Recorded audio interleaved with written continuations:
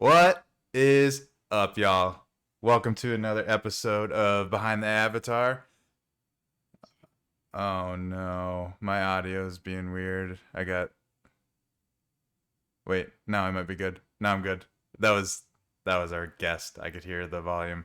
I could hear my echo. But what's up, guys? We'll dive right back into it. Welcome to another episode of Behind the Avatar. I'm Krafter. You guys all know that. Before we get into the show today, like always, make sure you go check out MetaSkins, metaskins.io. We're doing a lot of cool stuff over there. We got a game in development for you guys. It's going to be a bunch of mini games that are going to rotate through. I think it's going to be weekly. We haven't 100% locked in all the logistics yet, but I think it's going to be a weekly mini game that we're going to rotate through, and you guys will be able to play it, and you'll be able to work your way up the leaderboard. And as you work your way up the leaderboard, even if you're not working your way up the leaderboard, if you're playing it, you will have an opportunity to earn some prizes that will be unlocked as you kind of level up throughout the season.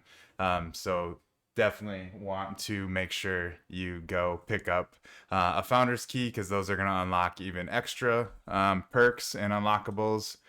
So yeah, you guys have heard the spiel before, but if you haven't, if you're new, thank you for tuning in and go check that out. But today we have a very special guest, my homie SimpleZen. He has been a ride or die with me for a long time. It feels like a long time, especially a long time in a NFT world. So I'm excited to sit down and chat with him. He's been working behind the scenes and in front of the scenes with MetaSkins, if that's the way you word it, for basically, I mean, a little bit after the dots connected themselves whenever I first came up with the MetaSkins idea.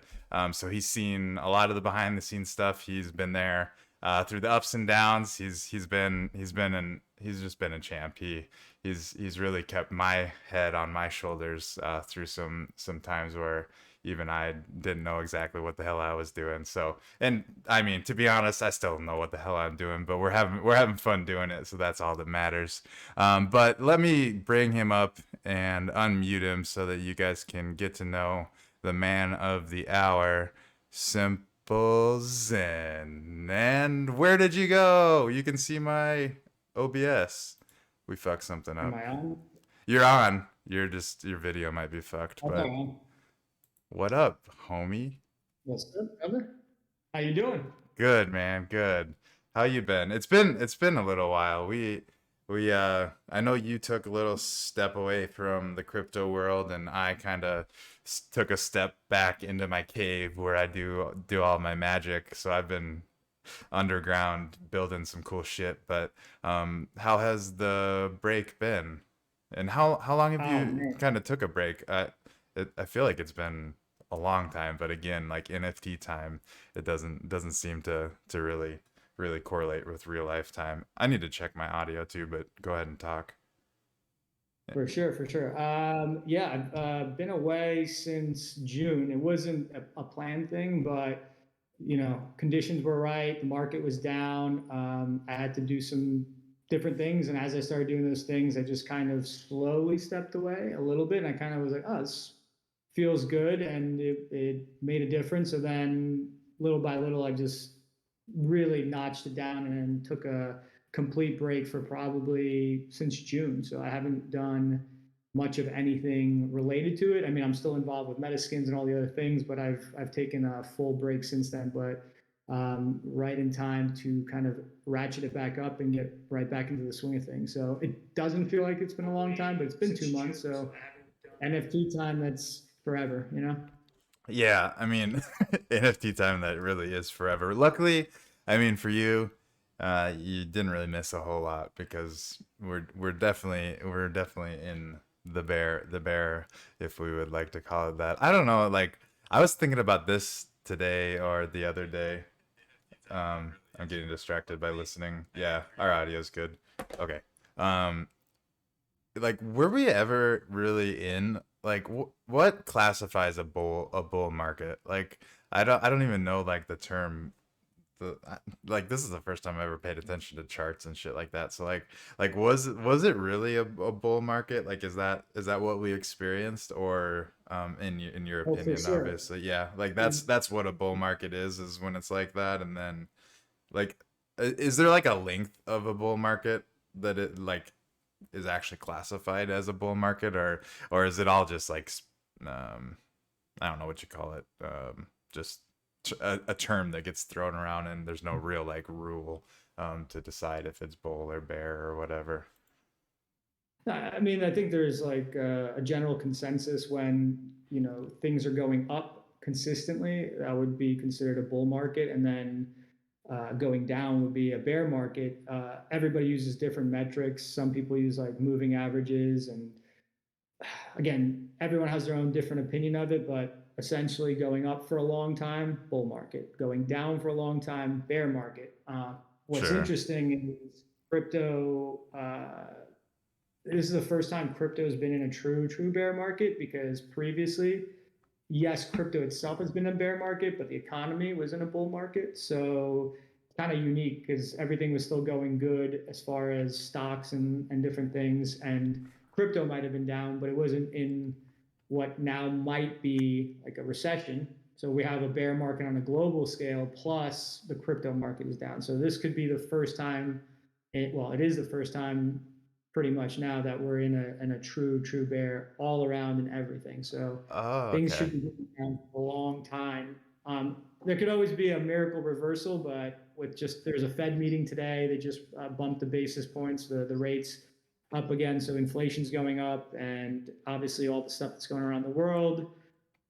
So I don't see any way out, but I wouldn't know. And nobody else that tells you that they know which way it's going to go is telling the truth either. It's pretty much right now looks to be bearish for sure. Right. Yeah, yeah. Yeah. And that makes sense. Like I always obviously we all were calling it a bull market when we were in it, and I think now that you kind of say it that way, like yeah, we definitely were, but it's interesting to be experiencing the bear, because like I've only been, I mean, I bought a little bit of Ethereum and Bitcoin way back in the day, but like I've only really been honed in on NFTs and crypto for the last like 2-ish years. So like there's been like cycles throughout that, but like this is the first time that I've actually gone through like what feels like a true bear, where like prices really dropped and like everything is down kind of thing. So it's been interesting. Nothing like, I don't know, I don't think it really like has affected too much of my life, just because like I didn't have a lot of money to play around with anyways. So Right. like the money I did make is awesome, but it was all just like dumb luck, and I didn't invest my life savings into it because I didn't really have a life savings. So like it's neither here nor there, but it is interesting that you bring up that like we're in this what seems like a recession. Again, I don't really understand what classifies it as a recession or whatever. But like from everything I hear, obviously it definitely seems like we're at least entering a recession, and also having the crypto markets down at the same time. But like that makes sense. Like why Yeah. why why would the crypto markets be up during a recession? Well, Like, that's interesting you say that, because there's two schools of thought. One is that crypto is just like kind of a speculative asset and it has no bearing on inflation and all this stuff. And then the other school of thought is that it's an inflation hedge. So it's like gold, in the sense that if the dollar becomes worthless, or the traditional finance is kind of going down, that crypto would be a better store of value. So we're hmm. about to really see which way we're going to go with this. We're still in the infancy with crypto. I mean, it's not being used by the general public yet, so tough to really say it's an inflation hedge just yet. But that would be the ultimate dream, that anywhere you are in the world, it would save you from a bad economy in theory. But it's been more of a speculative asset that kind of rises and falls with the rest of the market. So that's where we're kind of at right now. Yeah. But Yeah. the bull market too is a good indicators. When we were first meeting up, we were like in the depths of the bull market. You could literally throw anything at the wall, and with like a 50% chance you'd make money, as long as you weren't too greedy. Projects were coming up, NFTs, shitcoins. There was some really wild stuff going on back then. Wouldn't pass the test right now. So yeah, it's a definitely different scenario. But I remember talking with you, and it was interesting because I got into crypto 2017. Um, got very lucky. It went up. I thought, oh my god, I'm going to be set for life here. I'm done. And then it was an incredible like downfall. I think it went from $80 when I first saw my first ETH. Then it went up to like I was buying in really in like the mid hundreds, and then it went all the way up to like what was like 1400, I think was the top. And I was like, okay, this is gonna be great. And then pandemic was back down to like $80 or something. So it was a huge, I don't know, it was like a 95% drop off or more.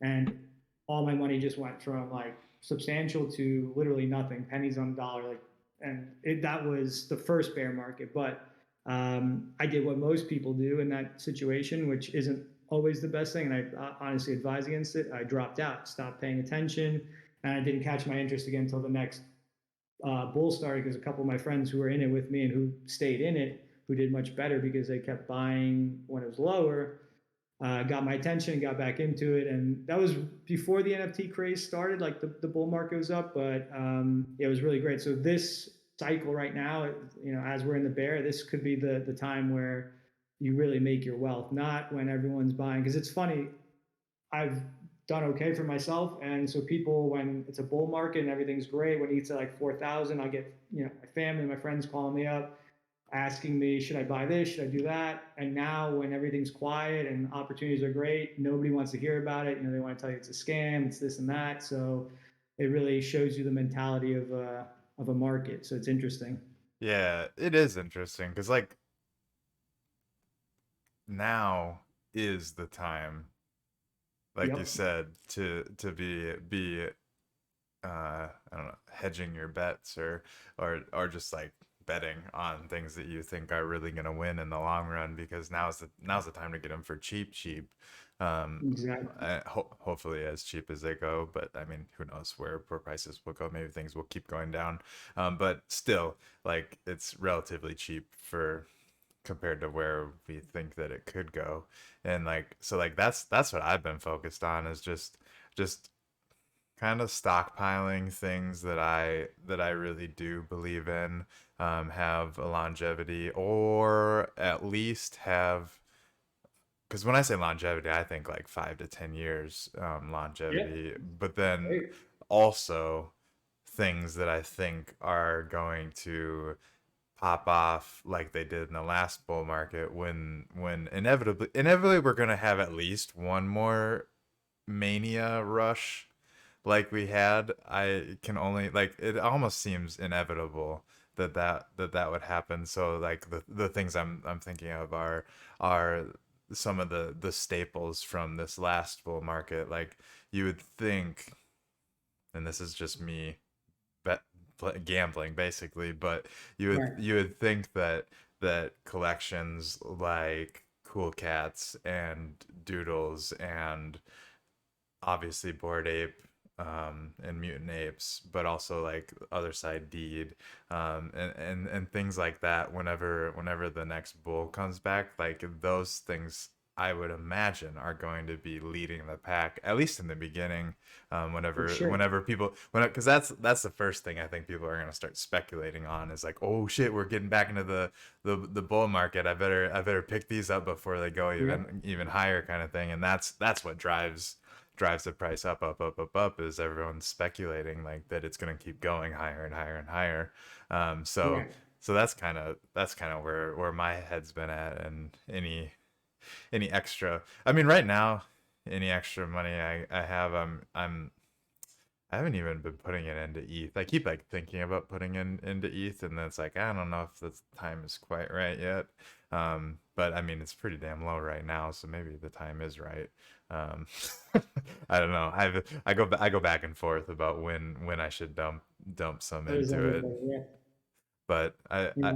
I think I think at some point the time will be right, and hopefully I don't miss it, because You know, I wouldn't worry about missing it. You can't, you got to just do what's right, what feels good for you. Because yeah, I'm very, I'm not as, I'm kind of the guy who's always got the weird facts about what's going on. I'm paying close attention, but I haven't been recently. But even when I look in, you got, I've just been seeing people are calling the bottom right now. I mean, crazy people like Michael Saylor too are already calling the bottom, and they have their, they're invested, so of course they're going to say that. But I have other people that think this is just the beginning. So you just have to do what's best, and that's why dollar cost averaging is always the best strategy. If you yeah, really, if you have money that's coming in and you really believe in this long term, you can't go wrong, because it is going to pop off at some point. If you buy some now at 1,300, then it goes up to 1,600, you buy some more, and then it crashes back down. You're just constantly buying. You'll know when it's getting really high, when all of a sudden it's back at 4K. You're not going to be going in at then. yeah. So you've accumulated at that point. But trying to time it perfectly, that's a recipe for disaster, because you have an opinion, I have an opinion, everyone's got an opinion, and someone's going to be wrong on that opinion for sure. Yeah, So yeah. No, that's I'm glad you brought that up, because that was always my I'm really good at giving advice and then not following it. But that was always that was always my advice, and I think it's still true to like it's just something that has always kind of been the way to invest in things like this is dollar cost averaging, because like you said, you're never gonna time it just right.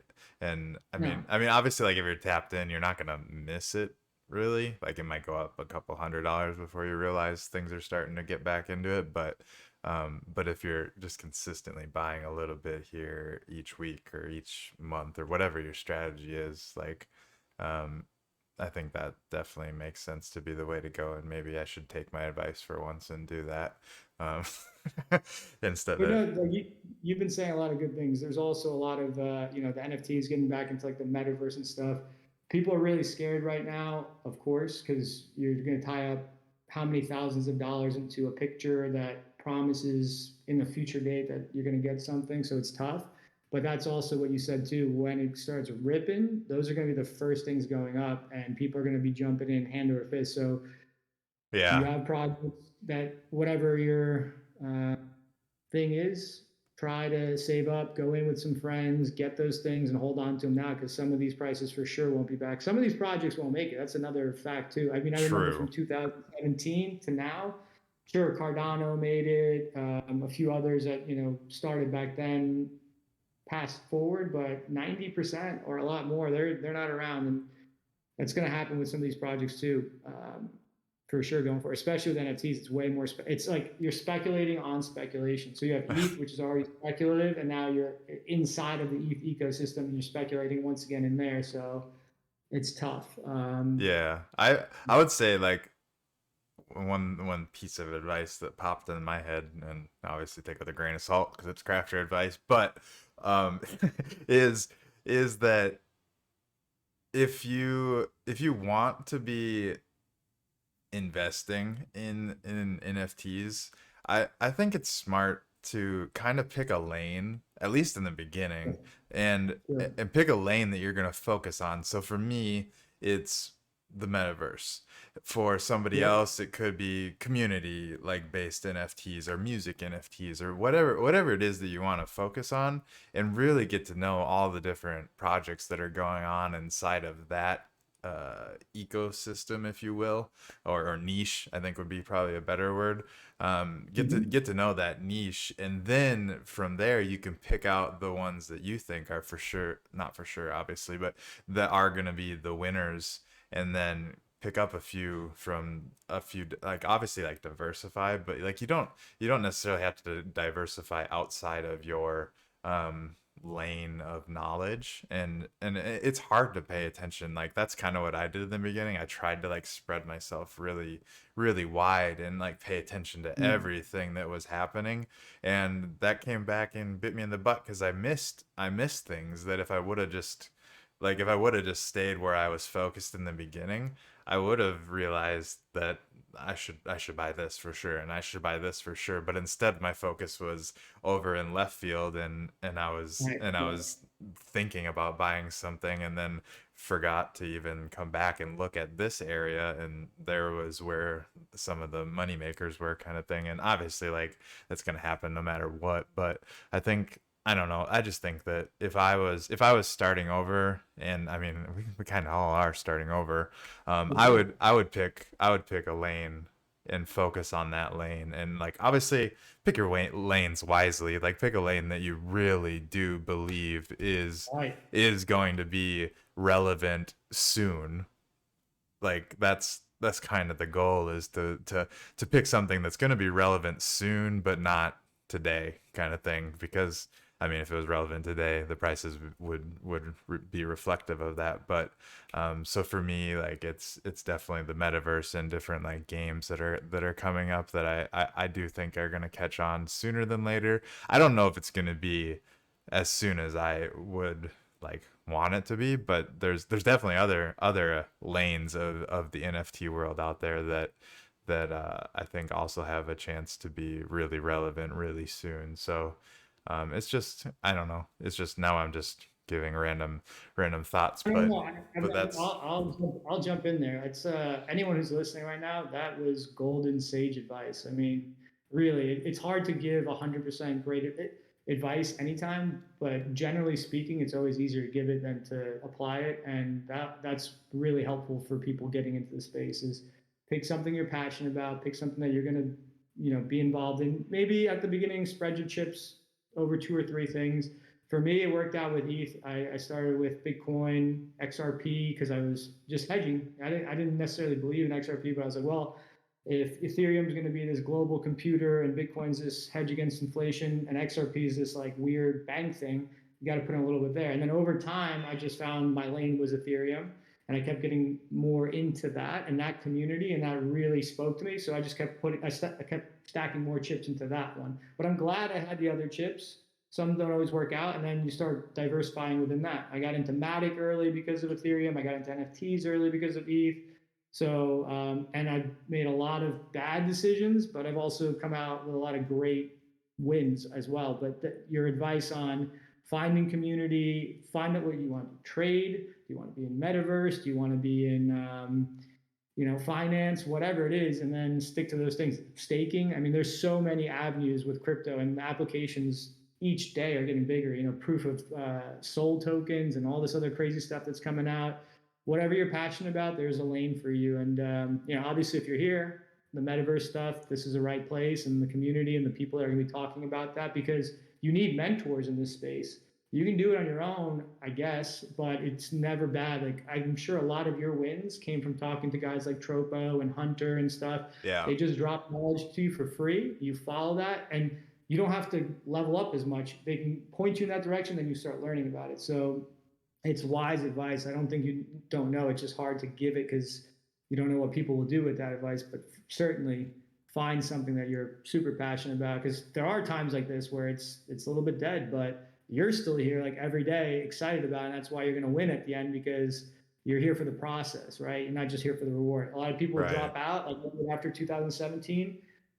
There's no going back, and I have no regrets, but damn, that would have been really smart to stick with it. I would have had so much more. I probably wouldn't be, no, I definitely wouldn't be here sitting talking to you. So Yeah. everything happens for a reason, but stick with it and find your stuff. Don't do something just because you saw it or you think it's a quick buck. Do it because you love to do it. Yeah, for sure. And that last like, if people stop listening and they miss that last little thing that you said, like, don't do it just because other people are doing it. Like I've learned that lesson many times. Like, don't FOMO into shit. Like that's, I mean, it's hard to say that because I FOMOed into a few things that made a lot of money on them, but like overall, the things that I've FOMOed in with, I hear it from one person and they tell me that a bunch of other people are getting into it, and I'm like, fuck it, I'll buy a few. Like, those usually turn to zero within a week. So like Right. like those are like those are definitely gambling. Like that's like 100% gambling, and that's just a dopamine fix that we all love to get. But like if you're actually here and you want to like consistently increase your wealth or whatever you want to call it, um, that's not the strategy to do. The strategy is, like I said, I think is a great place to start is to niche down and to really figure out two, like if you're just starting out, obviously, like I think you should probably try a couple different lanes, and then once you find one that you're really excited about, that's the one that you should focus on because you're excited about it and you're actually going to focus on it and do the educating and the learning that is required to actually make educated decisions on what you're purchasing, investing in, whatever you want to call it. So I think that's just a good strategy. And I know, and I don't know like how many of y'all are new to this that are listening every time we drop an episode, but for future listeners as well, like that's just a great place to start. And like we said, I think this is a great time to kind of for everyone to take a step back and just reset and reevaluate how you approach this space because um, there isn't a whole lot going on right now. So it really does feel like we're almost like all new to this again and have a fresh start. Obviously, the people that did well this last round of bullishness have a head start on y'all, but but that's all right. Like you can get there too. You just have to be patient and not and that this is just a ramble, but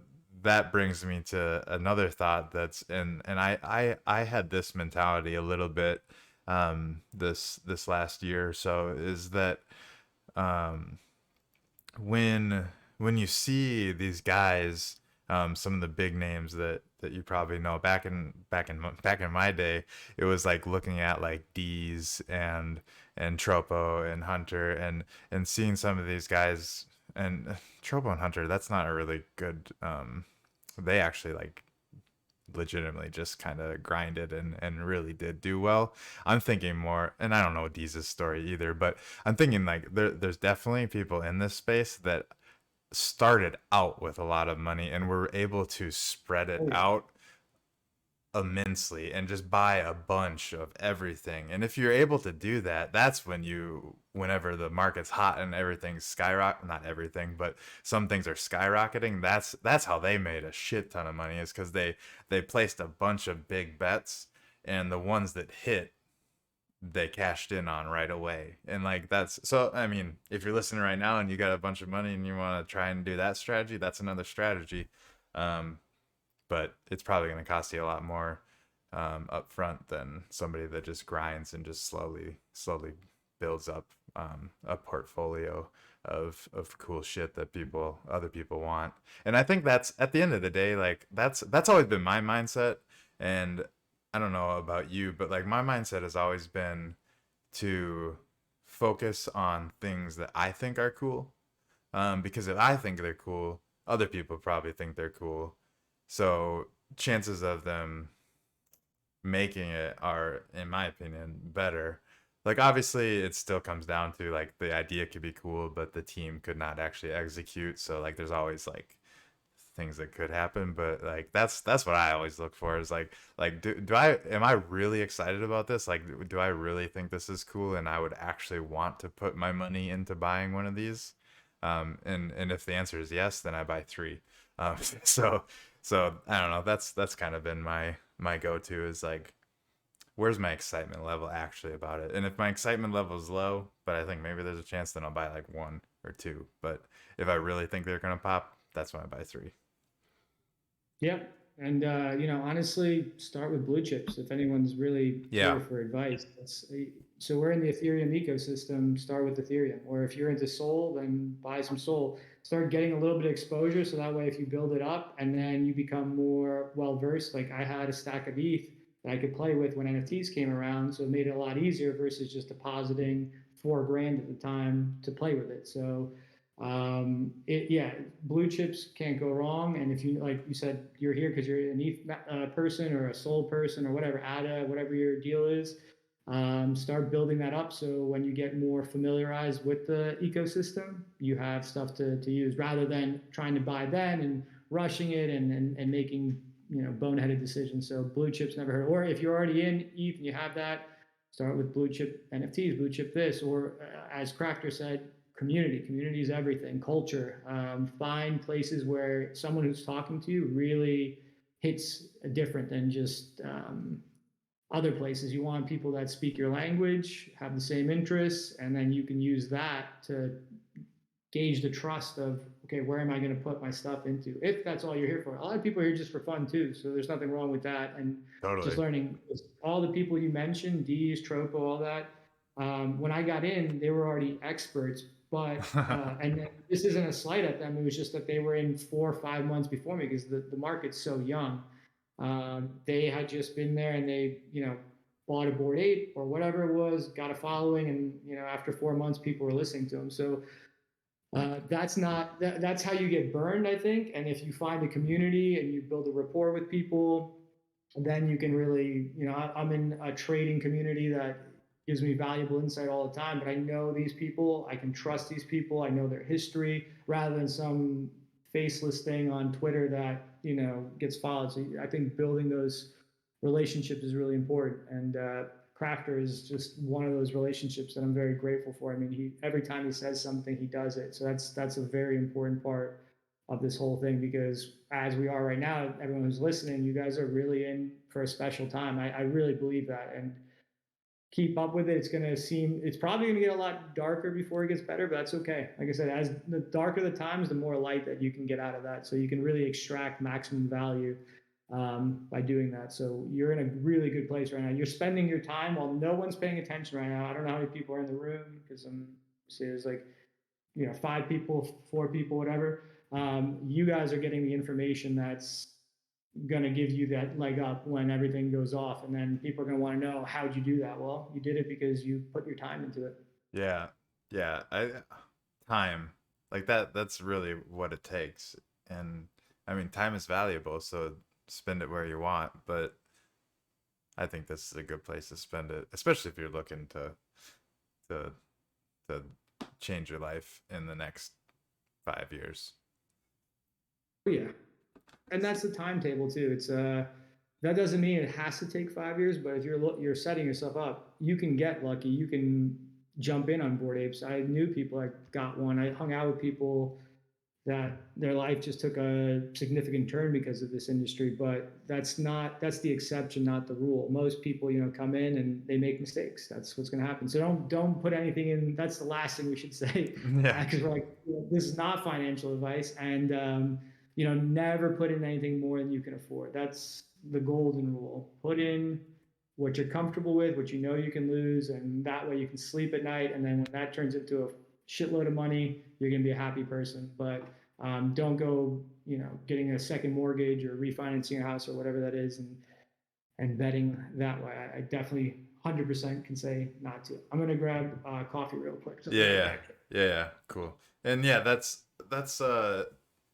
exactly what we probably should have said in the beginning, but like don't in this space, don't ever put in money that you can't afford to lose, because at the end of the day,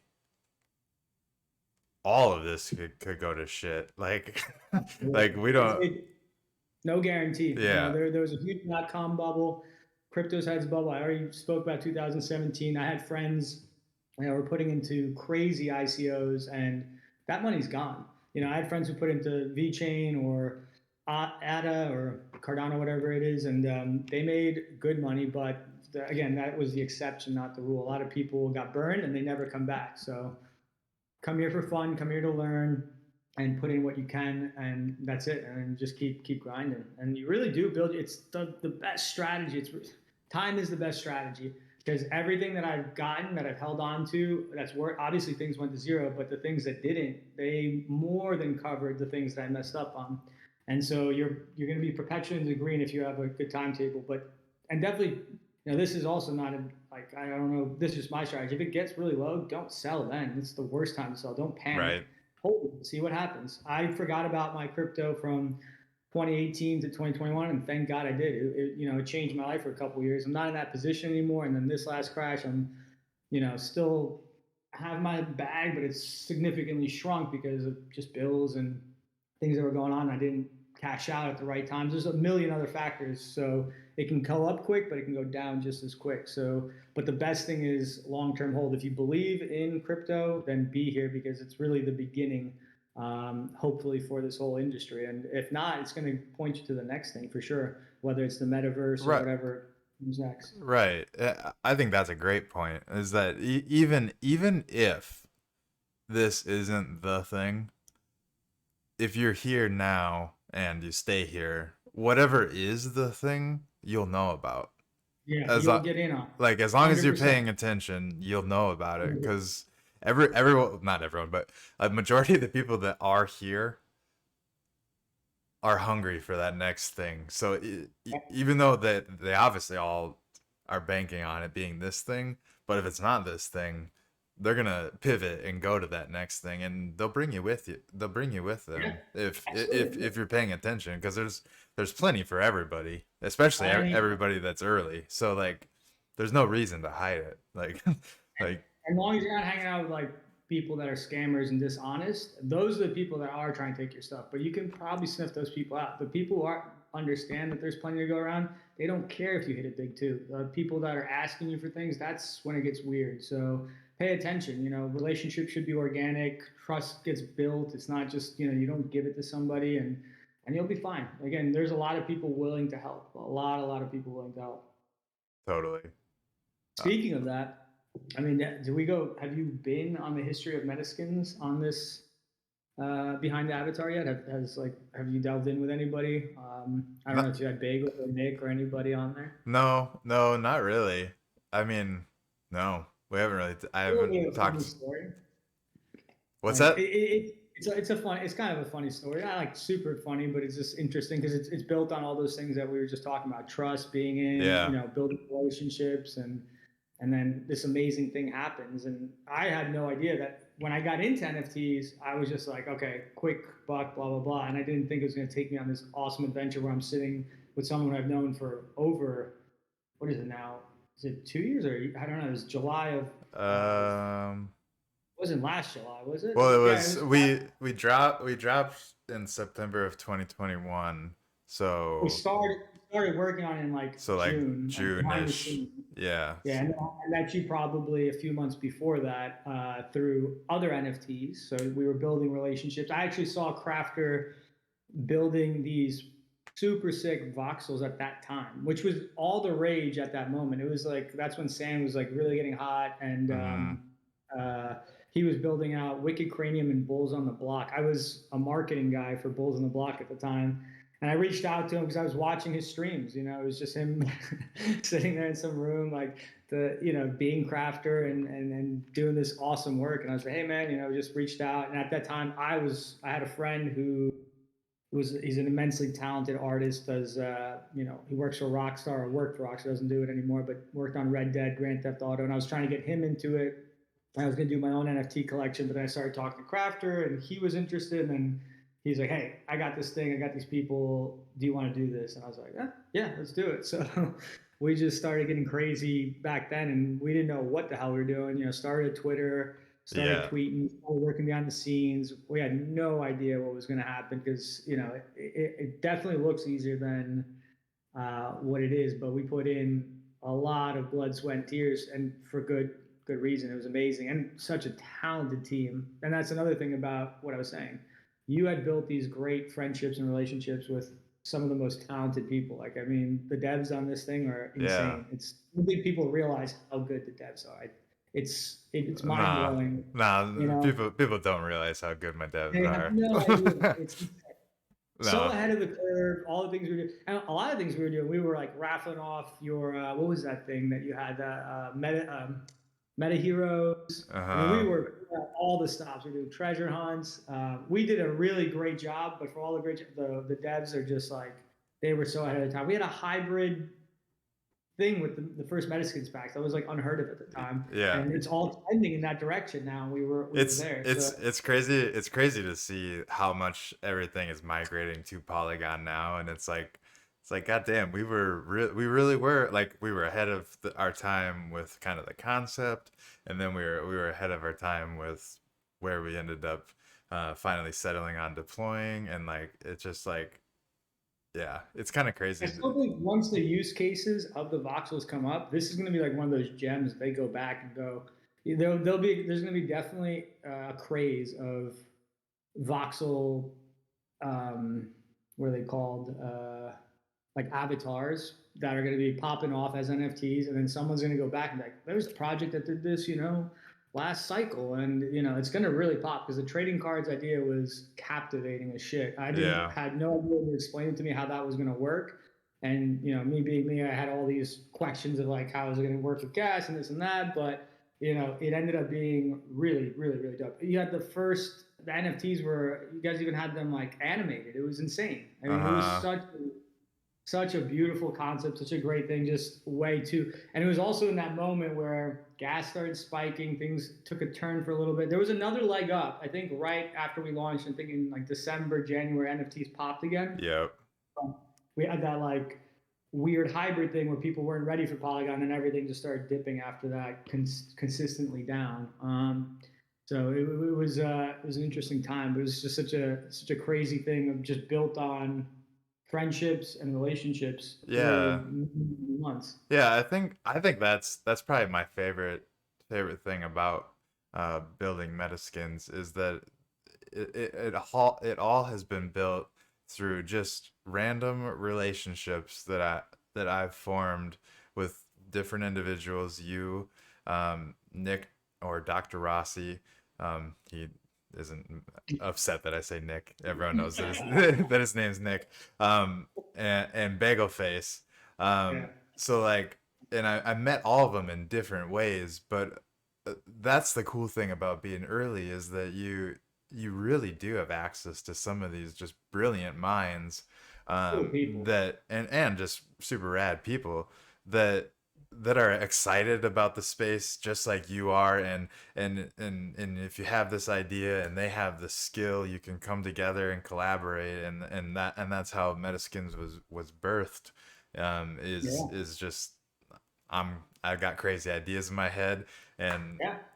I met some cool people that had some pretty dope skills, and we kind of meshed it all together, and like you kind of like caught yourself there, but like if you weren't asking all those tougher questions, like I wasn't thinking about it. So like you're a crucial part there too, like that all like needed to happen. And I mean it's super cool like looking back on it, like what we really did accomplish, even though what we accomplished wasn't like the goal that we had set out to achieve. Like we still like put out a really solid product, and I mean the product's still out there, like it's still available, Yeah. and I really do think that eventually like it will catch on, and people will kind of get what everything is going on with it, and I think it's just going to take some time, and so I don't know, just a little And no, no, shameless plug, like if it's you're not a shameless plug. It's the truth. I mean, the thing too is you were so ahead with your ideas, and that's the great thing.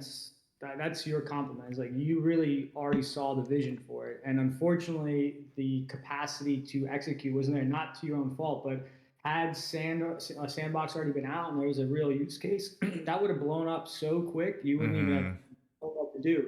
But because it's all kind of on promises, and at the time in a bull market, like again, where people are just, I'm gonna, drop 20K and I made 80K in 2 days.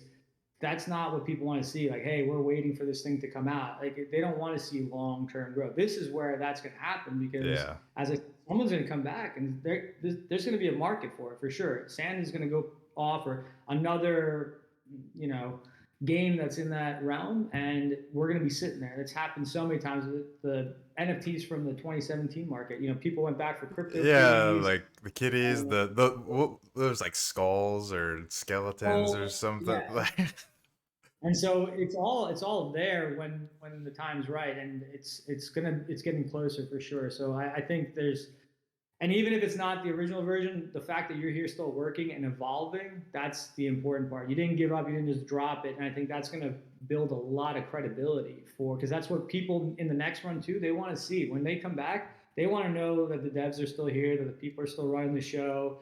That gives you a lot of credibility versus, hey, I just tried getting money from people and I'm out, and then I'm going to keep making more scam product, like until something hits and all that stuff. Unfortunately, that does work for a lot of people, but it's just never who you were. And that's the reason you're going to attract the right crowd. It's a long-term thing and you're not doing any shady stuff. And I can say that 100,000%. It's like the reason we have this great relationships, because you're just such a genuine person. And you had people like Bagel and stuff helping you because they saw that too. And I think people in this community really, really appreciate that, because it's not just to dump on people and take their money. It's literally about building a vision, building a community, and a DAO ultimately, which is, they're going to be huge. They're going to be huge. I know that for sure. Again, it's in murky waters right now because it's really hard to pull off and it's very funky, but it's not going to be the exception in the future. It's going to be the rule. I think a lot of people are going to run that way, and so Yeah. got something special here, you know. And we had that conversation when we were up there. We had said,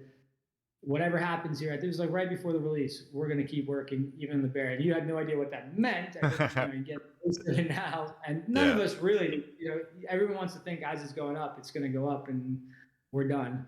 But yeah, we're here and we're doing exactly what we said we're going to do. Is we're going to stay here and make something great. And you've really, man, we were talking off air before. It surprised me in the best way, because there's a point where you had so many ideas, but you didn't know how to channel that and focus it. And now you're doing all these wonderful things where, like, I thought the founder's keys were brilliant, which is a little bit, you know, I know everyone's already been through that, but still an awesome idea, a way to like reward people that are here and really believe in it and kind of give them a lot of great value. Then you have your TikTok, which has been a huge success. Yeah, it's been crazy.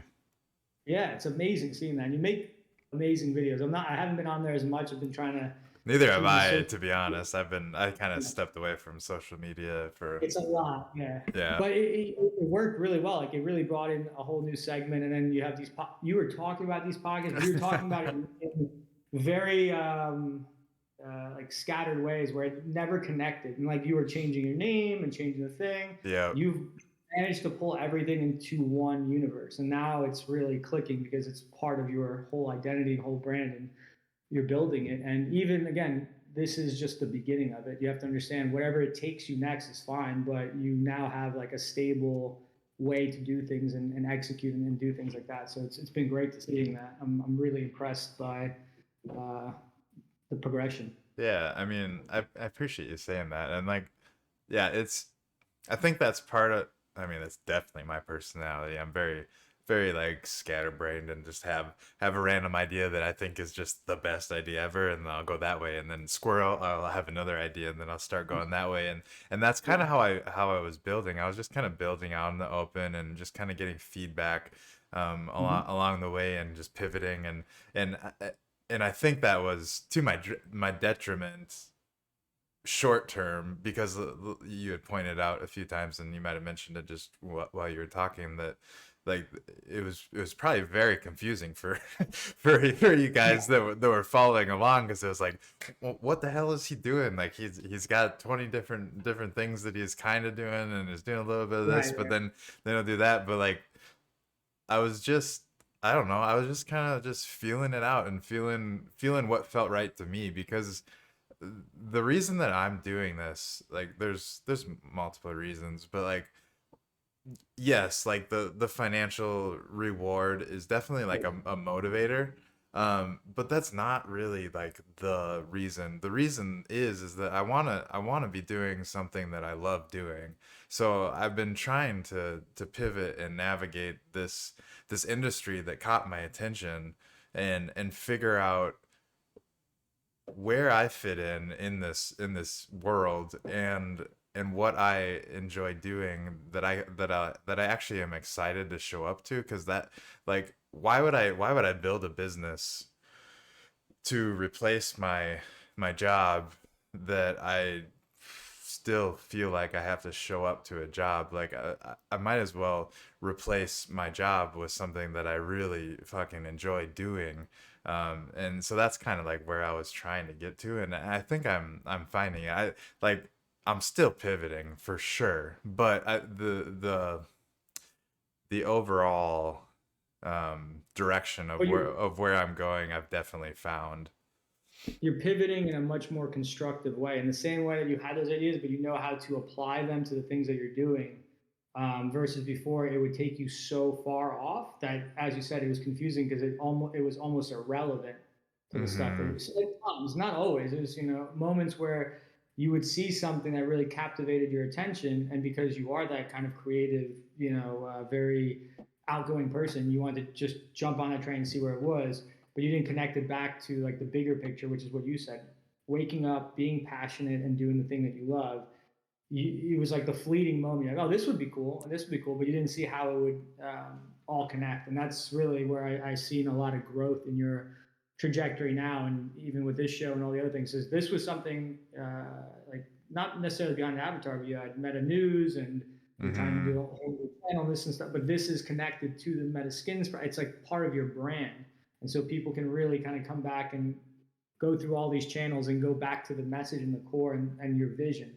Whereas before, I think it seemed anyway, multiple visions, not bad or good. Just I'm glad that you're able to now Yeah. have like a home place and a family and a place that I think it's going to really serve you really well. And people now, like you said, you're pivoting, but you're evolving with the thing. So you're doing all that inside of this mirror, and keeping all the same people and keeping doing all the stuff. So it's great. Yeah, for sure. And side note, what up, Crypto Funk? I see you in the chat. Um, Thanks for tuning in, homie. But yeah, like I side note, or not really side note, back to what we were talking about. I do think that any of my ideas that I pursued for even just like a week have potential to turn into something. It's just Yeah. like me, I don't have the capacity to do all those different things. So if anyone wants to go back and just like see all the random shit that I did and pick one of those that sounds cool to you and do it, fucking do it, because like there's definitely potential. Like I don't do stuff that I don't think has potential. I mean, obviously I'm wrong sometimes, um but now I've kind of, like you said, I've kind of figured out like what my overall brand is, and where my lane is, and how the puzzle pieces are really starting to fit and actually create a puzzle instead of like a Picasso. Um, Yeah. so yeah, it definitely feels good. Um, And you're getting reps. The problem too with, like, for people listening, is it's great to go off on a new idea, but then commit to that idea. Whereas now you're committed to all the ideas you had talked about in a constructive way. Whereas before you would leave behind something and you wouldn't be getting the reps. Now you're still getting the reps in this long, like it could be a couple years now, but you're gonna really be experienced in all of this when the time comes, versus starting completely new and forgetting about everything else. You're always back to base, and building up that foundation. And like the message, the play to earn game, which you talked about, you're executing on the podcast, you're executing on found everything is, and it's all, you're all building that experience within that, rather than all you're doing is a play to earn game, or all you're doing is a podcast, or whatever it is. It's really good, really, really good stuff. yeah, and I just gotta say, just because like Crypto Funk and Sparky, I don't know if you're still listening. I know you were earlier, but like I'm super grateful for you guys that show up and Sure. listen to me and the guests that I have on. Like I know there's not a lot of you right now, but like it's just it's obviously I'm grateful for it, and I'm excited to see you guys in a couple of years, whenever this really does become a big thing, and you'll be the OGs that can be back. And I remember when I was watching fucking Krafter when he was sitting in this fucking room with that dumbass Right, plant yeah, yeah. plant behind him, and he was on episode 10, and now he's on episode 300, and MetaSkins has 200 different avatar collections and fucking this and that, and I've earned so much free NFTs and crypto by playing the game, and like I just like I'm grateful.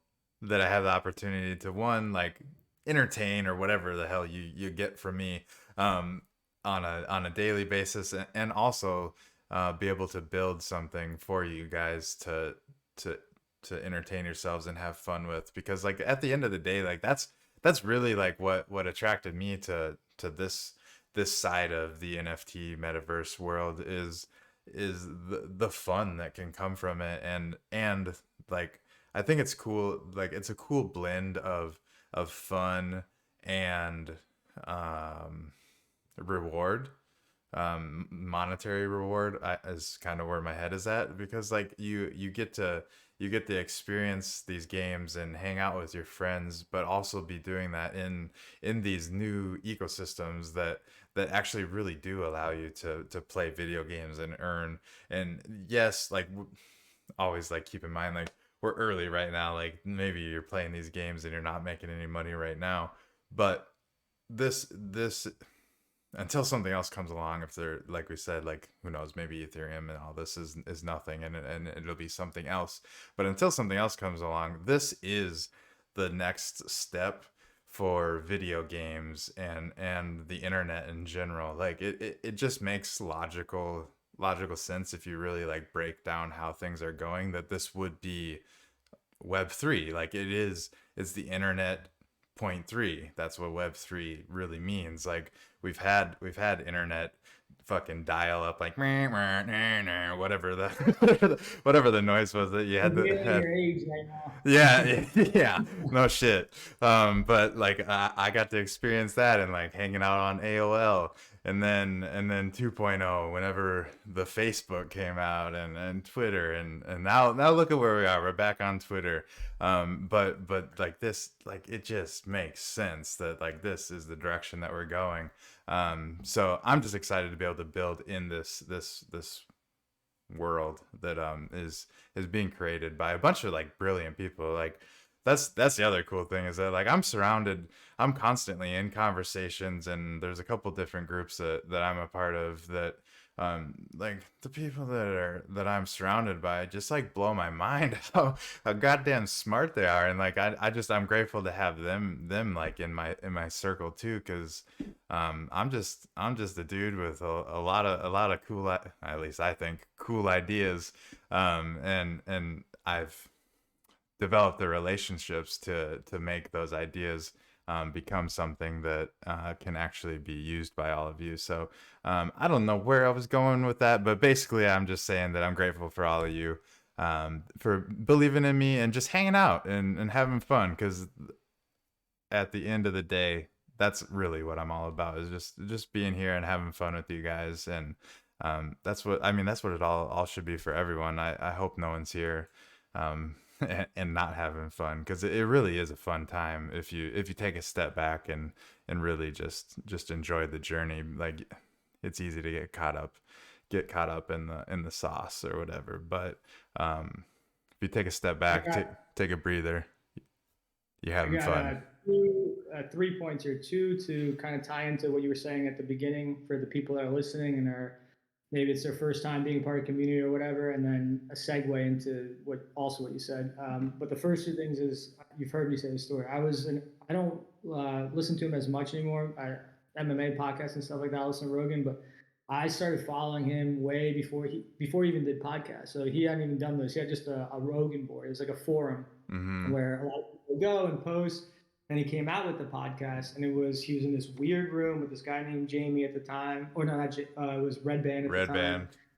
and it was literally 20, 30 people hanging out at max. And this was when he already had like 400 people at a time viewing his forum. He was already at the UFC. Like he was established, and yet there was nobody really listening to these podcasts for years. This was like 2008, 2009, and now it's the biggest podcast. Now, hopefully we're as big as that, but you get the point. And the second one is here, like more tied in to crypto. I joined a community of traders months ago because I ran into a guy through a community named Lazy Lions. This guy's Cirrus. I'm gonna fuck up his name. I have always a hard time pronouncing it. But he's a big trader, and he created this little community. And I was just there. I was hanging out every single day, and they were cool people, a lot of great advice, and I got some wins in NFTs and stuff like that. and then just recently started his own thing, dropped it, and now it's a 2 ETH like pass that I got for free just for being part of the community. So there's a lot of value in being and hanging out with people who are doing this and are willing to do this, because over time, those are the people that step up and they're going to give back. Rogan's giving back. The community that I'm part of, and definitely with Krafter, his vision is to give back. So not just for this community, but any community you're in, keep hanging in there. People will reward you for that. But the segue that I wanted to say was, what this whole thing's about is the metaverse. And I just saw today that it's the biggest search for, like, with crypto and everything, is the games, the sandbox and Central Land and all that, and just metaverse in general. It's the number one thing that like consumers are really looking at. So that probably, hint hint, is going to be the next big wave in the bull market. There's going to be a lot of attention to that coming up, and I'm pretty excited about it. I think last time you, me, and 500 did it, we were going through some of the different worlds that they were building. I don't even remember the name of half of them anymore, but Right. there's so much going on in this field right now. And having your fingers on the pulse right now is immensely beneficial, because it will be raging. You can already see it in video games now. People pay absurd amount of money to have wings or a crown or whatever. And that's just the tip of the iceberg. So there'll be crazy treasure hunts, games where you'll play hundreds of other people for a prize or whatever it is, play to earn, aesthetic things, NFTs. It's going to be wild. So really, this is a very exciting time to be a part of the metaverse, ETH, whatever you want to call it right now. It's huge. Yeah, I think you're spot on I mean, you're spot on with everything you say, but but like, I really appreciate that. but it makes sense. I don't look at numbers a whole lot, which that's why I got you. But like, it makes sense that metaverse and gaming is kind of the top search, because like it just makes sense. It that's the whole reason that like things started to click in my head, and why I started developing MetaSkins and everything at such an early stage and everything, is because like it made sense that, like, if I keep saying it makes sense, but that's just because it fucking does, because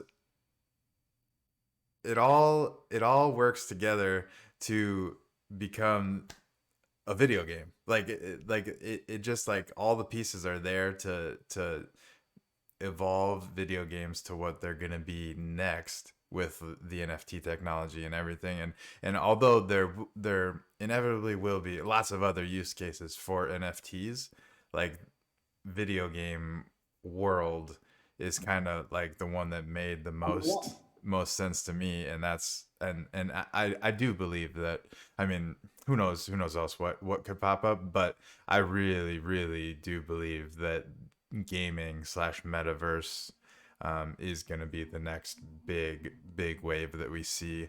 Because whenever I've listened to so many different Twitter spaces and different conversations other places, that there's so many gaming, like, big, like, AAA game companies that are investing a lot into getting ready to integrate and do this.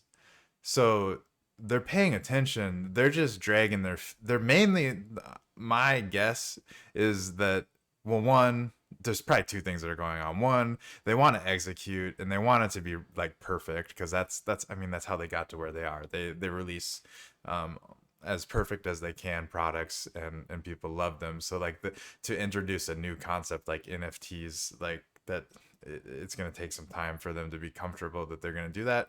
And two, the gaming world in a whole really has a negative connotation around NFT and crypto. So like, and they're gonna drag their feet until like that kind of starts to shift. But like, when that does shift, that's so many people. Yeah. It's Yeah. when they can. Right now, they're happy because they're really greedy and they make all the money. You have to go in their game. You have to pay them. Yeah. Games are gonna break through and destroy that model, and they're not gonna be able to do that anymore. And they're gonna have to jump on and figure out ways to, you know, other ways to make money. They will, but right now they're trying to Yeah. be greedy, in my opinion. Yeah. And technology's not there yet either. Yeah, You and know, yeah, I mean, I think that's obviously like why they're figuring it out now, but not releasing anything is like they're making money right now. They don't need to release this stuff, but whenever the shift happens, they want to be ready for that shift so that they can continue to make money and they don't get taken over by all the new like Web3 companies because they're they're gonna gonna. have to work hand in hand with them. You know, I mean, you see all the things like Puma jumping in with gutter cats and Nike jumping in with all these different things. There's so many real world brands that know that they're behind and they need to catch up, and they will be jumping. This is the time for creators and people that are artists and just passionate people to kind of get a leg up on the people who've had that position of power. There's my buddy who worked in the video game industry. It's one of the most notoriously horrible places to work. They're overworked, bad like contracts. They're fireable on any given day. It's a mess, and I think they're going to start losing that because you're going to see people step off, create their own studios, like Stoner Cats did with their own TV show or a video game that they don't need a big company because they can crowdfund all this different things. So yeah, it's going to put the power back into the people's hands. That's the whole ethos of crypto. It's the kind of you're not going to claw away a majority of it because these people have accumulated this over centuries. We're not going to get started on that whole thing. We're forget centuries, millennia, but it's going to give us a little bit more of an advantage. And that's why they're gearing up for it because they know there's no stopping this. And what you were saying, the connection is really crazy. You have crypto, which was only thought of as a financial thing at the beginning. NFTs popped up at the end of that weird ICO run. I remember hearing about CryptoPunks from my friends, and at the time, I think gas was like 50 or 60 bucks a transaction, maybe a little more, maybe a little less, give or take. And ETH was only at like 500 or 600 bucks. And someone's like, hey, there are these avatars. All you need to do is pay gas for them and you can have one. And I was like, that's stupid. That's like a point, whatever, what of an ETH. I didn't see the vision. And neither did Ethereum. Ethereum had no idea NFTs were coming. Vitalik has said it before. The use cases weren't there, but it's all pointing towards what you're saying, the metaverse. So now you have these digital assets that people are crazy about, social proof, which is what Gary Vee always talks about. We're going to need that in the future. And now you have things like soulbound tokens. Imagine putting on a VR set and you have your key and you put it in and it's only to you. So only you can access because you know it. And you can go into any of these virtual worlds and you can put on your Bored Ape or whatever it is that you have or your MetaSkin and jump into these different interactive worlds and kind of go in and be completely secure. It's going to be the way to do it. Social media wise, video game wise, cryptography is going to be the way for until they figure out quantum or whatever the next leg up is. But right now all the pieces are moving towards that, and you have to just zoom out to see that. Like crypto, then the NFTs, then gaming and social media and all that. That's all going to link up into the metaverse. It's going to be huge, huge business, like $1 trillion plus business. Movies are losing steam. Traditional games are like it's going to be so cool when Krafter and I are going to throw on our headset, VR goggles, whatever, and then meet in a studio office in the middle of the metaverse. And you guys can come in and interact with us and hang out and do all these things. The applications are going to be wild. And it's going to be even better if it's done on a decentralized network, knowing that nobody has ownership over, so they can't monetize you like EA or like whatever. It's on Ethereum. So it's just like you go in, you put on your key or your password or whatever, and it's bound to you. So that's your character, your stuff, period. Kids are gonna go crazy. Oh yeah. Legacy things are gonna be worth so much money. Like, oh my God, you were around when such and such was there. It's gonna be really cool. Everyone's doing it with sporting events already, concerts. Concerts in the metaverse are gonna be nuts. They're It's gonna gonna be be, so much. yeah, and I mean, concerts are already starting to happen, and people are loving them. And like Yeah, Fortnite has been doing a few, like, and there's been like good like reviews about that. So absolutely. it just like it's just Makes a sense. matter of time. Like I know I just keep saying it just makes sense, but it just makes sense. Like it's all coming together and it's gonna be here before we know it, and it's gonna be crazy looking back on. I mean, now, 5 years from now, or whenever it really is kind of really integrated into life, like it'll be crazy looking back and be like, damn, like Oh, remember? it's going to change fast on us for sure. It really is. I mean, you got to just look at systems. I went to MoMA. I was in New York for my sister's engagement, and we go to the museum, and they had a section which was video gaming.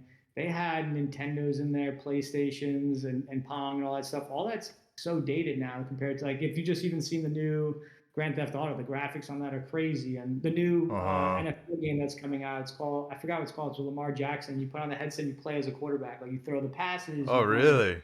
Yeah, it's nuts. So it's come such a long way, and that's only been, PlayStation 2 was 10 years ago, and that's in a museum now. Right. Yeah, It's nuts. Yeah, yeah. Yeah. it's obsolete, obsolete. And so It the next level, you go into the metaverse. People gamble inside of the Decentraland. They go on the tables. They play. They used to play blackjack. I don't think you can do that anymore. But you can. You might be in a state where you can't gamble, but with crypto, you can now. And right.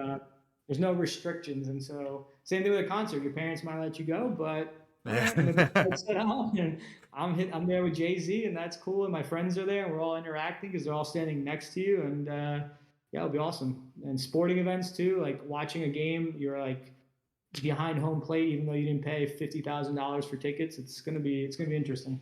Yeah, no, it's gonna be super cool, and the metaverse has always been like the thing that I've always, even like definitely before like I knew about NFTs and stuff, I was always like excited about the Awesome. concept of the metaverse. Like, I read the book Ready Player One, and then whenever Ready Player One came out, as a movie, I watched that and then watched it over and over and over again because I was just like this is so fucking cool. Like I cannot wait until we get to the point where we can like play and hang out with our buddies like in that kind of atmosphere. Because like I, I like playing video games with my friends, but like I still get bored of it. Like Yeah. I'm not a gamer that can like sit down and like game every night. It just like it doesn't totally like suck me in. But when we get to that level, uh, I mean, Yeah. it's gonna suck us all in, and that's like that's whenever I think about that, like a part of me, like I always hesitate because I'm like I know it's gonna suck me and everyone else in, and it's like it's kind of scary because it's like I don't want everything to turn into you have to do this in the metaverse kind of thing, because I mean the life on Earth is pretty fucking magical as it is. So like we should still continue to experience all the physical world has to offer, but like it's definitely going to um be a, I don't know what the right word is for it, but like The hmm transition, I would say.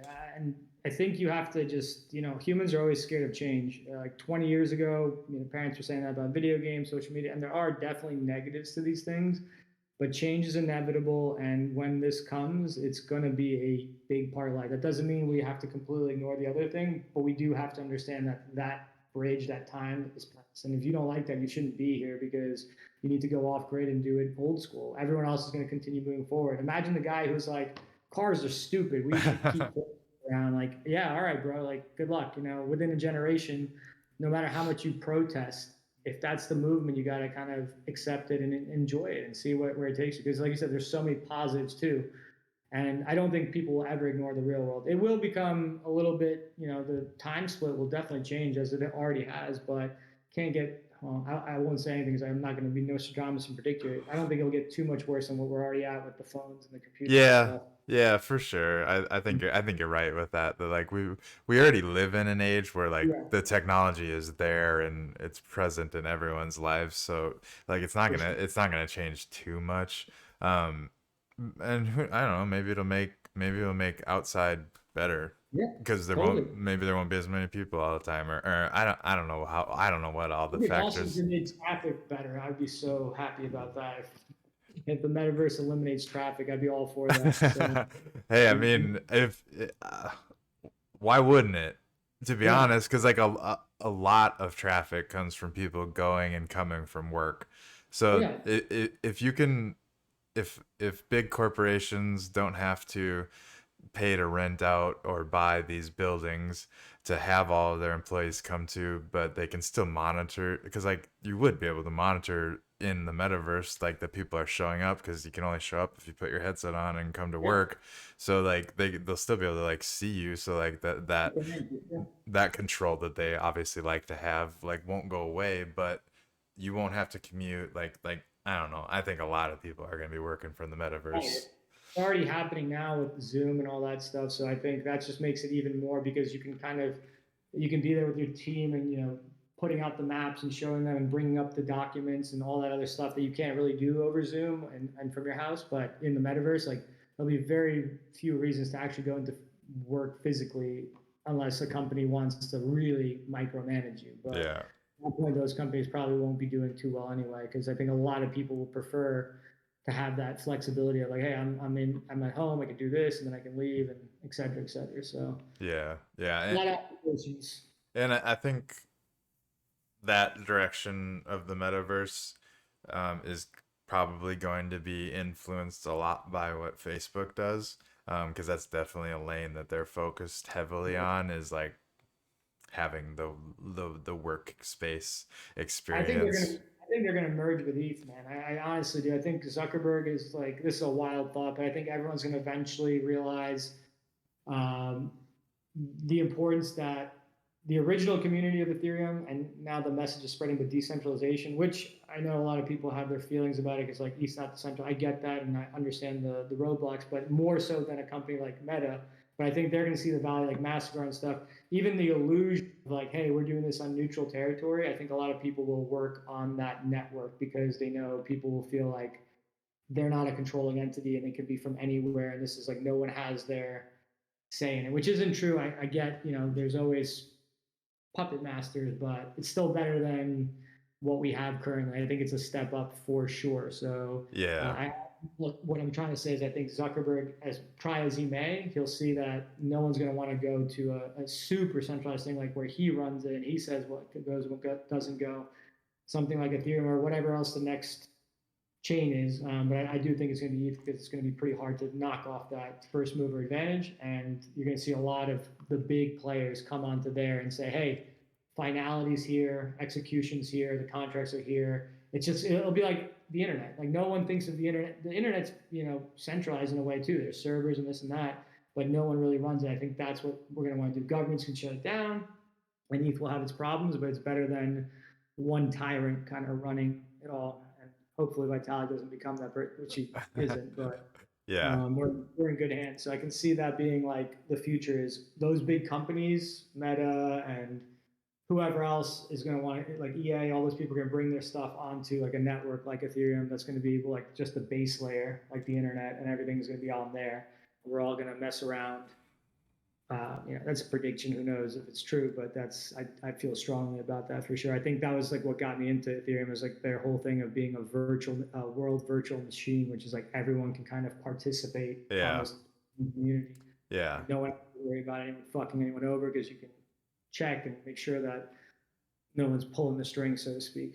Yeah. I think hearing you say that, and I've kind of thought similar thoughts, like it just would make sense that like everyone would eventually kind of realize that and kind of congregate into one, like you said, it's like the internet, it's just the next internet. So like everyone used www dot whatever, Yep. so next will World inevitably. computing. Yeah. Yeah. It's a whole virtual machine, and that's like always been.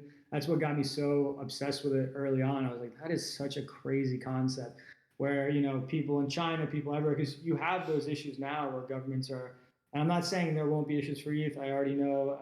I'm guessing defending it already because there's a lot of negative feedback, especially once we move to proof of stake, which is where we're at now with ETH post merge, that it's more centralized and stuff, which isn't incorrect, but it's still a step up from what we had, in my opinion, by a lot. And it'll maybe again, maybe something else will come along better, hopefully. But for now, this is our like hope to kind of move forward and have a global system where, yeah, someone in Mexico, someone in the Philippines, and blah blah blah blah, and you're all kind of on this neutral, so to speak, kind of platform where you can exchange ideas, information, and mess around, and you don't have to worry about um, Elon Musk, Mark Zuckerberg, and those Yeah. people. Yeah. Yeah. Yeah, totally. um I saw a question. Yeah. I'm sorry, Crypto Funk. I can like I see your messages and I read them, and then the conversation keeps flowing. So like I can't always hit on everything that everyone's saying in the chat. But I saw a question, and I like to see questions because then we can actually talk about it Oh on the yeah. show. But just I see your comments. I'm usually late for one. I need somebody that just like throws them up on the screen so that everyone can see them kind of thing. Yeah. I think that would be cool one day, but we'll get there. But have you guys looked into Solana for NFTs is the question. And my answer is no. Uh, I've like just briefly looked at it, but overall I haven't really even done good enough research to have like a formulated opinion about it. So, I mean, it's one of those things that like I've heard a lot of like venture capitalists that I am kind of tapped into talk about it, and but then like when I look into it, it's because they fucking invested in it. So so it's like I don't know how I feel about it. And I don't know, you maybe will know more about it, but I just like I don't have like this feeling that it's worth looking into, so I haven't. And like obviously I could be wrong, but what do you think, Simple? Okay, so I do have a formulated opinion on it, but I'm not too close to it because I'm pretty much an ETH maxi. Like I really believe, and I'm also set up that way. So if I was starting over, I might be more inclined to. But I do know within my trading groups, it is a huge thing, and I put it off for a while, but I started paying attention a little bit because it's hot. It's a hot market. How I see it is again because my opinion is biased, and I'm like ETH long term, but I do think there's going to be a lot of money to be made on Solana because it's going to compete. ETH needs a competitor. It needs something to push it constantly. I don't ever think it'll overtake it for the venture capitalist reason and like the centralization. And I don't see it happening. But neither here nor there. You can make a lot of money there, and there's a lot of projects that people are super into in my trading channels. The biggest one is that one called D Gods that they started. They had the Dust. They just dropped this thing called Utes, and I know people are making killings on it. There was the Apes project that they had on there too. That was really big. Oh, sorry, was it Apes? It was Bears, the OK Bears. There's been a lot of projects that people have made insane amount of money. So the way I view that is that's a more of like degen. I don't know. I would say a little bit more degen because it is a little more volatile and there's less stuff going on. But from time to time, it really competes with ETH NFTs. And I think recently it was like neck and neck or even surpassed it. So I would say it's worth looking into, especially if you feel like you're priced out on the ETH projects, because relatively speaking, a lot of them start cheaper and Sol is cheaper to get your hands on. And I think it's a good push, like a competitor to Ethereum. Like it's going to push it to do more things. Actually a really good thing. And the people that I know that are really into NFTs, and when I get back, I'll be jumping back into these channels so I can have more like pinpoint information for you if you need specifics and stuff. But the hype is real, and a lot of the people in these trading channels that I'm in with NFTs specifically, they talk about Solana a lot, and they love Solana, and they swear by it. And like I said, some of the main projects, D Gods, which just dropped Utes, they have Dust. The OK Bears were really big for a while. There's been multiple projects, so I wouldn't disqualify, and I would look into it if you're into it. But you need a different wallet. I forgot the name of it. I have it on my phone there. Phantom. Obviously, full Phantom. Yep. So So I've definitely looked into it. I just haven't spent time there. well, Um, you and I, it's the thing too. Is like when we were doing Polygon. This is the hard thing: is once you get comfortable in a system, it's hard to transfer over, and that's what happened with me and Soul. Like I could have had all these before, and I'd be very happy right now, but I was too lazy and kind of whatever. So the question to CryptoFunk, I can't see the name out here, but I mhm. think if you're just starting out, damn, go for it, man. You'd be surprised. You can make some things. Stick with ETH2 a little bit, keep track of those projects, but there's no shame in going in there. It's definitely by far the second best platform or chain that you can use. Like Yeah, ADA I is would nowhere near. I would agree with that sentiment. I don't think it's going anywhere. Like I think it has staying power, especially because like the venture capitalists that I pay attention to are like top dogs that know what the fuck they're doing, and obviously they make mistakes too. But like um, the the guys that I've heard talk about it, like the reasons that they give, and then the stuff that I've kind of researched on the side, like it makes sense why it would have staying. Transactions, you can get more SOL. Like the problems are like again, the system, like the network can go down at any time. It's more It's centralized. yeah, Again, people will argue with that, but it really is, you know. But if you're just trying to make money, I wouldn't worry about it too much, or just trying to dabble your toes in something else. It's good, and it's yeah, even like doing more than Matic NFTs. Matic's up there, but I think Sol's a clear cut number two. So uh-huh. one, and it's gonna get hot next. Like it's not going away yet. I think Sol will have like a black swan event where people are gonna get fed up and something's gonna happen where the network goes down for too long or they lose some money. And that's just an opinion that I think is going to happen inevitably, but I think it'll be here for the next bull run and it's going to do some wild things. The way that ETH did with Bitcoin, like ETH and Bitcoin in 2017, ETH outdid Bitcoin because it had less, like, Bitcoin had already gone up so much. And the same thing has happened with ETH. It's only going to go up so much more, whereas something as Sol is going to have another big run up because it's easier to get into, it's cheaper. And so people think, oh, this is the next big thing. Let's Mm-hmm. jump into it. And I think it has a lot of potential for growth. I just don't know exactly how it's doing now, but Utes was the project that was the most recent, like huge successful drop. And I would check that out. I don't know what the floor is. It's probably already insane.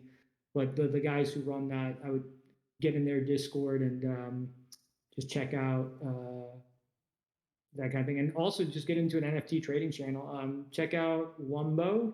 Wumbo Labs is one that I'm in. Shout out to them. Shout out to Cirrus. They're really good. You need the pass to be in like the main chat, but there's Dumbos who like talk about different things, and they're huge on the Soul community. That's just one community that is very passionate about and talks about it. So check that out. Yeah.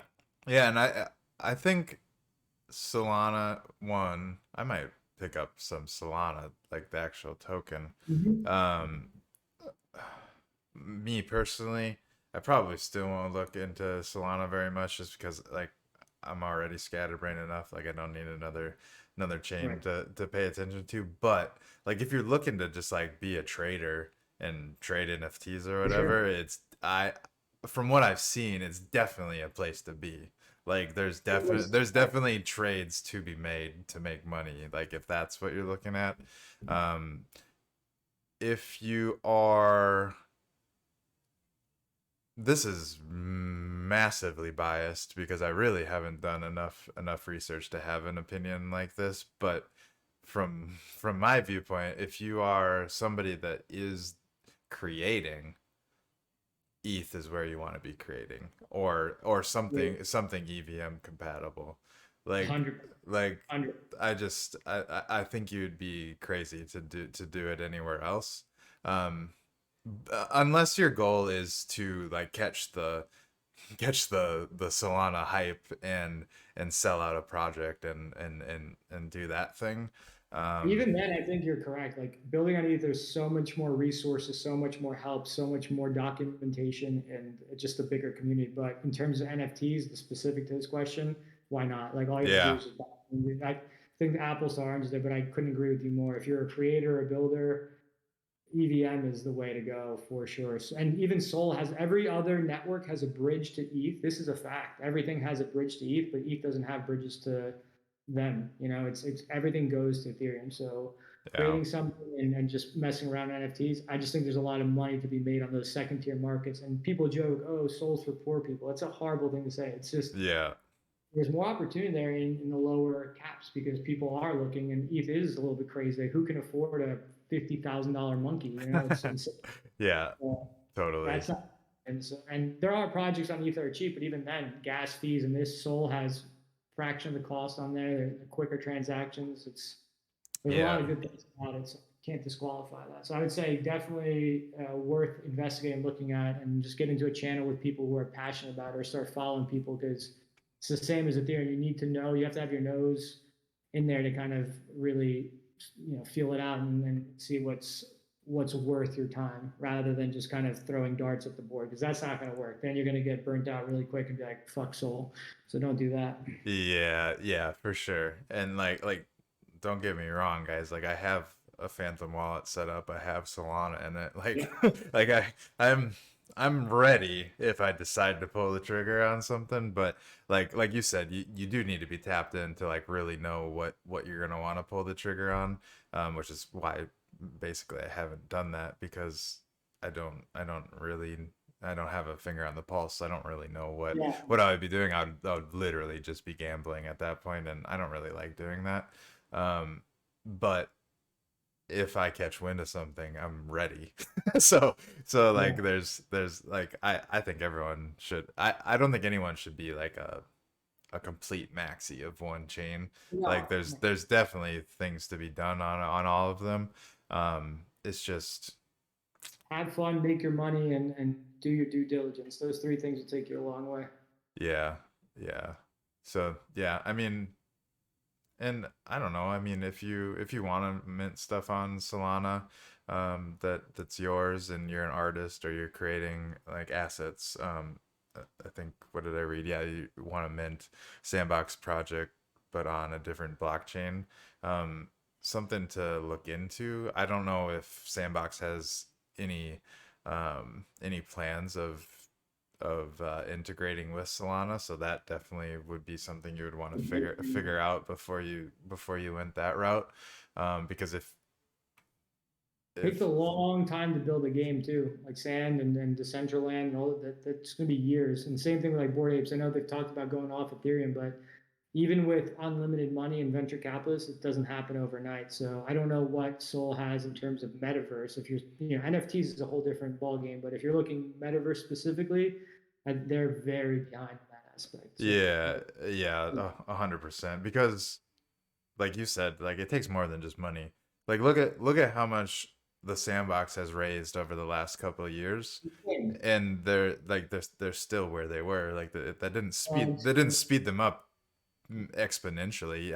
I guarantee it helped, but it still takes a lot of time to develop something of this magnitude that they're trying to do, which is also why like when you see all these different like metaverse, like we're building a metaverse and we're building a metaverse, like yeah, just pump the brakes and like really do your research on those, because like it's gonna take a long time, and if they don't have anything to show, they're gonna be so far behind that I like mean, there's almost no chance that that's gonna come to other fruition. sites, for example, they literally have a blank check at this point to make that. And they're moving at ultra speed, but it's going to be before this thing's live and running. You got time, and yeah, it's.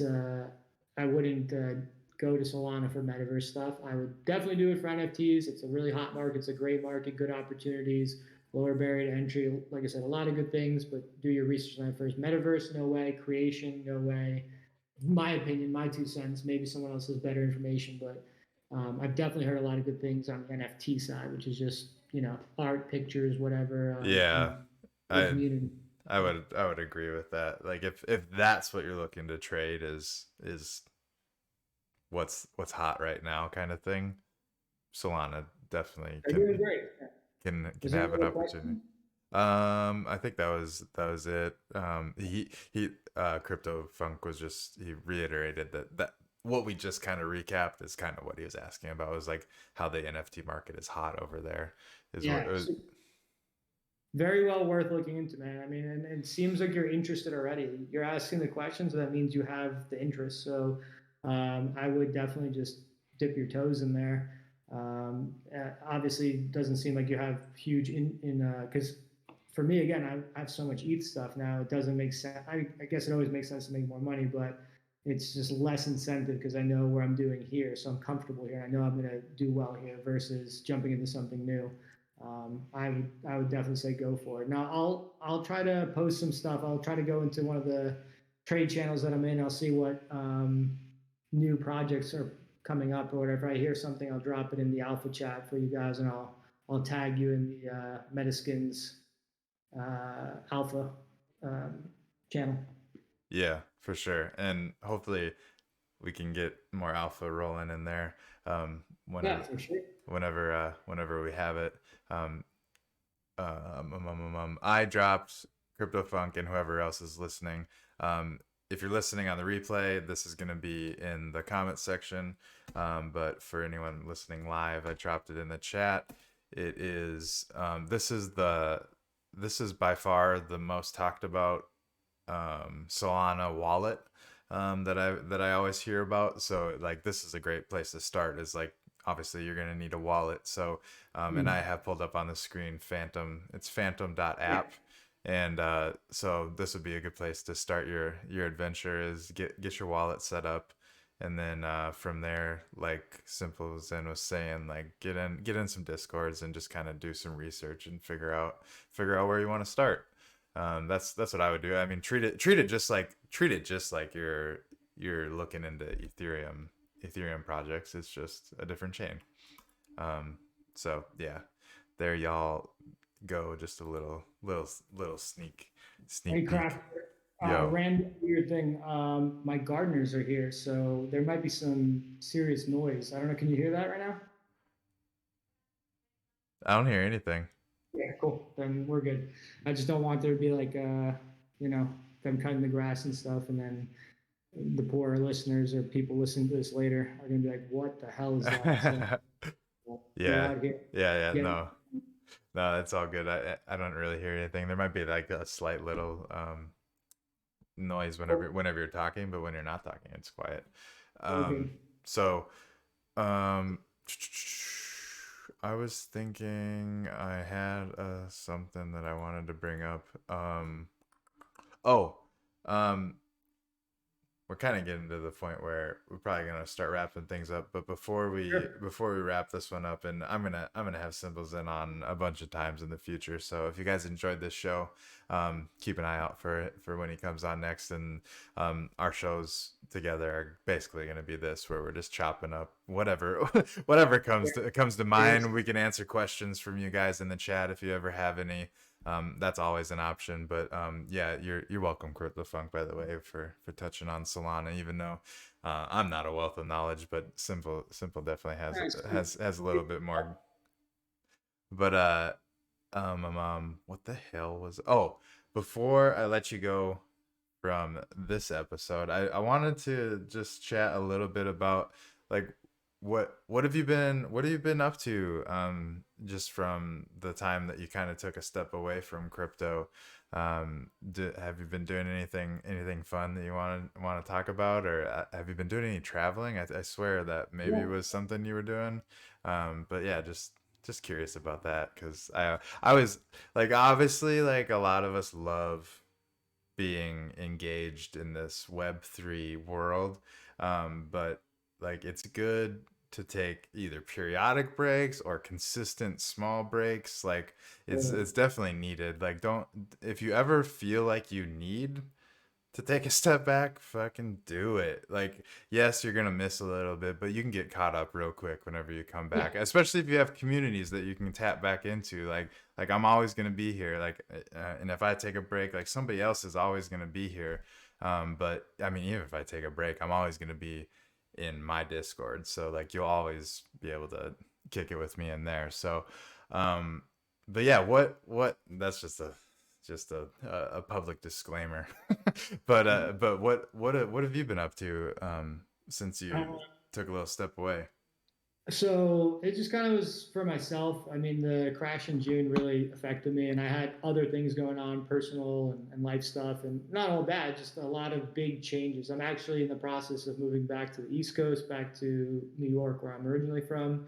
So I'll be doing that at the end of October. But I kind of was, I guess, like in a weird spot where I was hanging on. And I was just trying things that just to see. And by doing those things, the message got clear, and I was like, okay, I need to reevaluate and do stuff. So that's where I'm headed now. But I had like a fun little time, and in August I just rented out my place on Airbnb and basically had the rent covered plus travel money, and just kind of went all around California.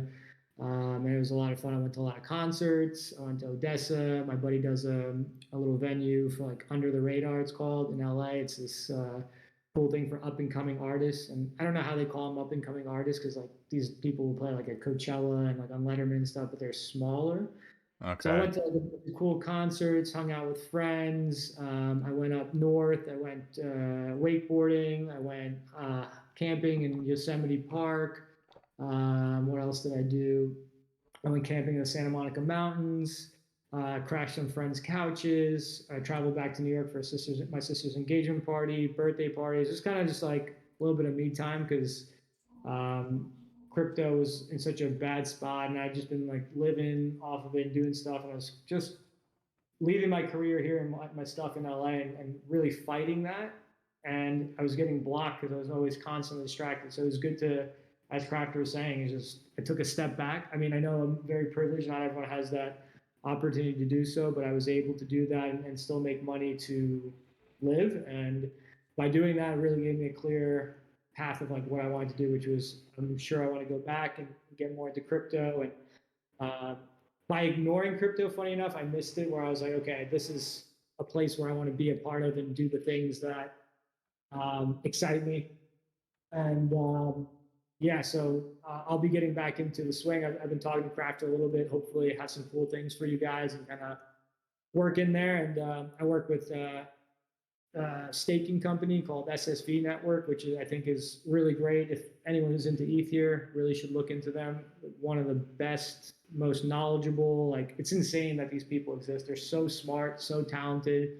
And because ETH has just moved to proof of stake, I think it's going to be really important for people. So hopefully I can link back up with them because I haven't been doing anything for them. And yes, it's easy to kind of catch back up, but sometimes in other areas it's really hard. And I'm like, okay, I need to, if I'm going to be doing this stuff, I need to really be paying attention and keeping my eyes on everything because the space does change really quick, really fast. So hopefully working with them and getting back in the swing of things and doing some things in New York and spending time with family. But overall, just a fun time and a mental break. And it was good. It was, as I said at the beginning of the show, not planned. I didn't mean to do it, but as I kind of started working, doing other things during those months, I also got like a construction job out here and was doing various things for income. And I just started less and less crypto to the point where I was not even checking Discord for days on end. I was like, this is nice. And then it went into weeks and turned into a couple months. And the heart grows fonder with some distance. So I'm happy to be back, and it's exciting to be back. A little overwhelming because it moved fast and a lot of things happened, but yeah, that was it. So I'm on Yeah. a good now fly. No, that's awesome to hear, and we're happy to have you back. Um, I think one big thing that you hit on there is that I think we've all, not we, me and you, um, and I'm sure lots of other people, but me and you, that I want to talk about have like realized that um, you need to have that balance between crypto Web3 world and the rest of your life because in a consistent balance because otherwise you get to the point of being burnt out where you need to take like a complete break and and you need to take a complete break and that really does set you back like it's necessary. If you don't do that you're gonna lose too. So like you definitely need to do that if you're feeling called to do that. But um I think long-term strategy, if you plan to be in this space for the rest of your life or however long you plan on being here, if it's longer than a couple of years, like the best strategy is going to be to incorporate some sort of balance into your daily routine where it's not 24/7. Anytime you're awake you're consuming or tapped into everything that's going on because you don't need that. You don't need that to keep up. Although like sometimes it feels that way. Like you don't need to be that tapped in to keep up. You but it does help to not take long breaks away because then there's so much that happened that you need to catch up on and You everything. get overwhelmed. Absolutely. Like, and I'm in that spot, and it just needed to happen. But I did learn what you're telling people is take periodic breaks, take a little bit of time. Because what happened was right before then, I was super involved in NFTs, trading them, staring at the screen all day, working with SSV, not like doing anything for myself. And then it kind of all burned me out. And when the crash happened, it was all like a bad disaster on top of all the other stuff that was happening. So I don't recommend doing it that way. And had I just been doing what you said, taking a little bit of step back, doing this and that, it's a lot easier. So hopefully for me, at the end of October, once I've made the move, I'll have a lot of time and to jump back in. But very important what Krafter's saying, to check in on yourself and make sure you space out your time and have that balance for yourself. Because otherwise, either way, taking too much time off or being too involved, it's gonna screw you up for sure. Totally. Well, I think we can wrap up here for Yep. this first episode with you on. Like I said, we're gonna have SimpleZen on a bunch in the future, so stay tuned for the next episode. But it's good to have you back, buddy. I missed you, so it's nice to chat with you, and we'll obviously we stay in touch, but everyone else, I'm sure, is if this is your first time meeting him, they're gonna want to see you again. And if they already knew and missed you, they're happy to have you back too. So thanks for being here. Thanks for showing up, and thank you everyone in the chat that was live and anyone that's catching the replay. Great. Great to be here. Tag me if you guys have any questions. Always great seeing you, bud. I'll probably speak to you real soon. If you need anything, let me know. Hell yeah. Thank you guys. Guys. Love y'all. Peace.